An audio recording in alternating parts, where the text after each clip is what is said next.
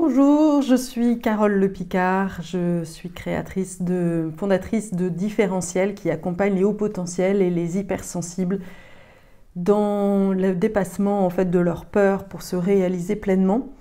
Et aujourd'hui, j'avais un sujet qu'on retrouve vraiment très fortement en ce moment qui est le fameux syndrome de l'imposteur.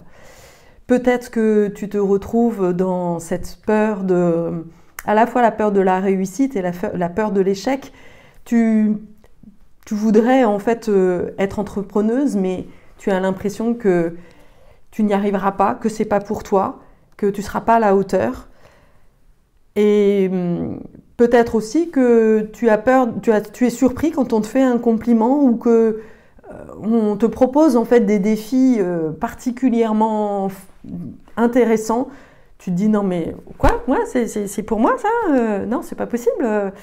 Et voilà, ça c'est vraiment le syndrome de l'imposteur. Alors petit exemple, moi il y a quelques années, j'ai été invitée par un formateur avec lequel je venais de finir une formation sur la gouvernance organique, d'accompagner en tant que consultante une association, une organisation à but non lucratif à Luxembourg. Et quand il m'a posé qu'il m'a proposé en fait cette mission, je me suis dit non mais moi je sais pas faire quoi, c'est pas de ma compétence. Et tout de suite il m'a dit mais je m'adresse pas à la grenouille mais au cygne. Et ça c'était voilà un petit clin d'œil parce que il m'avait dit que j'étais comme une grenouille qui se gonflait comme le bœuf et qui finalement était un cygne qui ne se connaissait pas. Alors du coup, on va voir dans cette vidéo l'origine transgénérationnelle, les différentes origines, parce qu'il y en a plein. Là, je vais te donner les principales que j'ai identifiées, mais il faudrait évidemment mieux te connaître pour savoir à laquelle en fait tu réponds. Mais ça va déjà te donner des clés et je t'invite vraiment à pas réfléchir avec ta tête, parce que souvent la tête n'a pas cette conscience-là, mais d'écouter ton corps, qu'est-ce qui vibre le plus dans ce que je vais te proposer. Alors là, une des premières origines, le plus classique, c'est des parents qui sont hyper exigeants, pour lequel, quoi que tu fasses, quoi que tu aies pu faire enfant, ce n'était jamais assez. Tu as cherché à être la gentille petite fille, mais c'était pas assez. Après, tu as passé ta vie finalement à vouloir plaire à tes parents. Et donc, à l'intérieur de toi, il y a une enfant qui est blessée, qui cherche toujours en fait la reconnaissance, le besoin de reconnaissance en fait de son père ou de sa mère. C'est aussi un père qui a été absent, qui ne t'a pas reconnu si tu es une fille, tu n'as pas été reconnue par ton père, et donc à l'intérieur de toi, il y a une petite fille qui est particulièrement blessée, qui ne sait pas qui elle est, tant qu'elle n'a pas été validée, reconnue en fait par son père. Son père n'était pas fier de qui elle était, alors du coup évidemment, toi tu n'arrives pas à être fier de qui tu es. Et c'est valable aussi évidemment dans l'autre sens.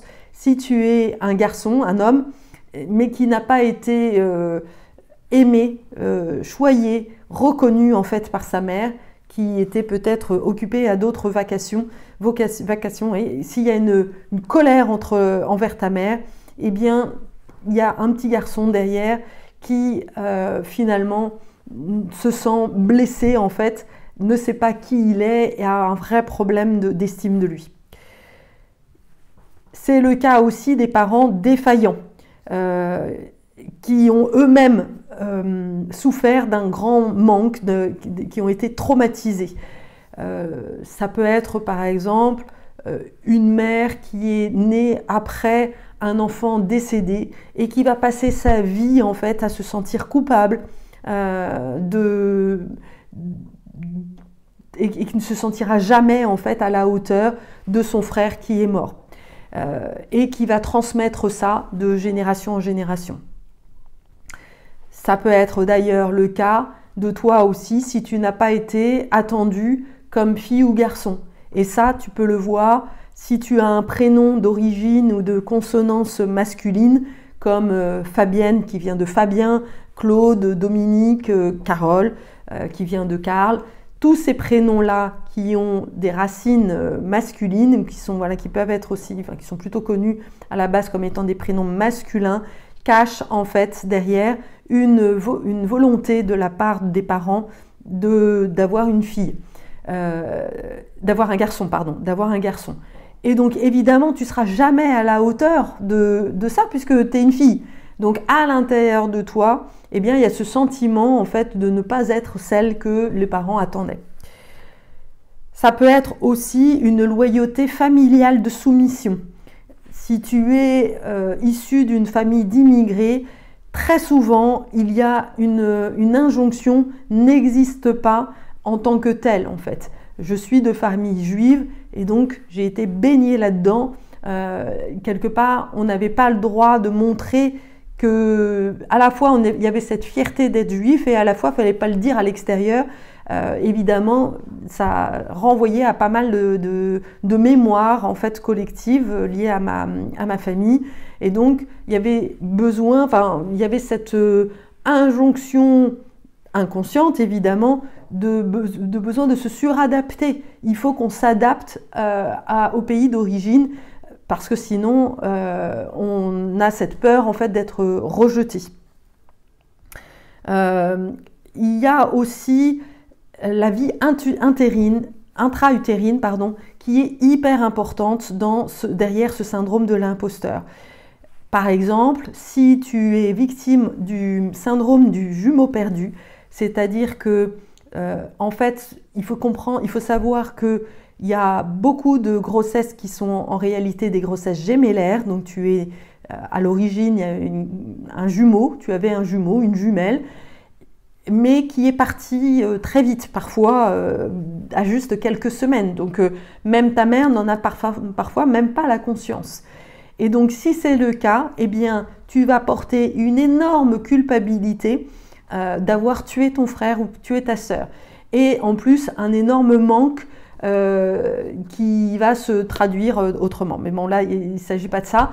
Mais déjà, cette culpabilité d'exister, c'est la culpabilité du survivant, qui d'ailleurs, chez moi, renvoyait à cette culpabilité du survivant en tant que juive, d'origine juive. Voilà, donc ça, c'est vraiment, donc ressens, tu vois, moi déjà rien que d'en parler, je ressens très fortement en fait, ça me touche encore en fait. Donc, une fois que tu as déjà de mettre la lumière sur l'origine, et bien déjà, il y a quelque chose qui s'apaise. Parce qu'il faut comprendre que parmi en fait toutes ces loyautés, toutes ces histoires, il y a parfois aussi des âmes errantes auxquelles sont rattachées en fait ces histoires-là. Qu'est-ce que c'est que des âmes errantes? Eh bien, ce sont des ancêtres auxquels tu es lié et qui ne sont pas encore remontés dans la lumière suite à des chocs traumatiques. Ils sont morts trop vite, trop tôt, ou de manière très violente. Dans les camps de concentration, un jumeau, par exemple, peut aussi ne pas être remonté dans la lumière. Enfin, il y a plein de situations comme ça qui peuvent être là. Et ça, c'est des choses que l'on voit vraiment très bien dans les constellations familiales. Et donc, il est important, cette âme-là a besoin d'être reconnue et d'être nommée pour qu'elle remonte dans la lumière. Alors, une fois qu'on dit ça, on fait comment en fait pour s'en sortir? Eh bien déjà, encore une fois, de mettre la lumière dessus, ça va permettre déjà à cette âme ou à cette loyauté d'être nommée. Il y a quelque chose déjà qui peut s'apaiser. Il y a ensuite des rituels que je propose lors de mes accompagnements pour justement vraiment se libérer de ces âmes errantes, par exemple, ou de ces loyautés familiales qui nous empêchent justement de nous sentir complètement libres. Il y a aussi l'importance d'identifier la peur en fait derrière. C'est la culpabilité, la peur du rejet, la peur de la réussite aussi, parce que quelque part, si je me sens imparfait, eh bien, il y a derrière, parfois, et très souvent chez l'hypersensible, une peur de puissance finalement, une peur de réussir. Et donc, un autre moyen aussi justement de se libérer de tout ça, ça va être de couper les liens toxiques et de les remplacer par de l'amour, par de la compassion, par du pardon. Et donc, là aussi, dans le processus du phare que j'accompagne, eh bien, il y a tout un processus qui nous amène justement à rendre justement cette problématique, les loyautés à la famille, à nos parents, et à s'en libérer, à les remercier en fait pour ce qu'ils ont apporté, et afin qu'ils nous permettent de nous réaliser et de continuer notre chemin pour justement transcender. Puisque, de mon point de vue, l'hypersensible, le haut potentiel, a pour mission justement de libérer, de nettoyer la lignée, afin de permettre à l'humanité entière en fait d'être beaucoup plus dans la lumière, de monter en conscience, et donc de nous permettre non plus de vivre avec ce poids de la culpabilité, parce que je ne sais pas si tu imagines le poids en fait que l'on porte de la culpabilité et qui nous empêche, tu vois, de réussir. Donc, et puis alors, autre chose aussi qui est super important pour moi, c'est que souvent, le syndrome de l'imposteur cache aussi justement, pour des personnes qui sont guérisseuses ou qui doivent être des guides spirituels, eh bien, c'est comme s'il leur manquait réellement justement cette compréhension de tout ça. Et souvent, d'ailleurs, c'est ce qu'elles viennent chercher chez moi, puisque moi, je suis allée au bout en fait du processus, et de comprendre qu'elles avaient à retrouver justement une part d'elles qu'elles ont oubliée en fait derrière cette culpabilité, et qui les empêche justement d'être pleinement un phare, et de reconnaître justement, de retrouver leur mission d'âme, et c'est ça qu'elles viennent se reconnecter avec ça. Donc ce que je veux dire, c'est que tu vois bien que derrière le syndrome de l'imposteur, en fait, il y a plein de choses. Il y a ce besoin, encore une fois, de nettoyer les lignées, et puis d'aller justement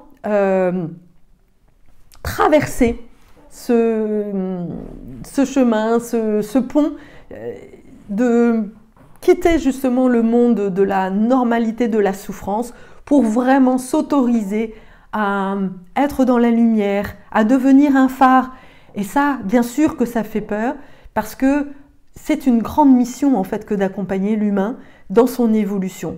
Et ça me touche vraiment profondément d'accompagner justement, de t'accompagner dans cette réalisation de qui tu es pleinement, et de te permettre de voir ta grandeur, de voir ta splendeur.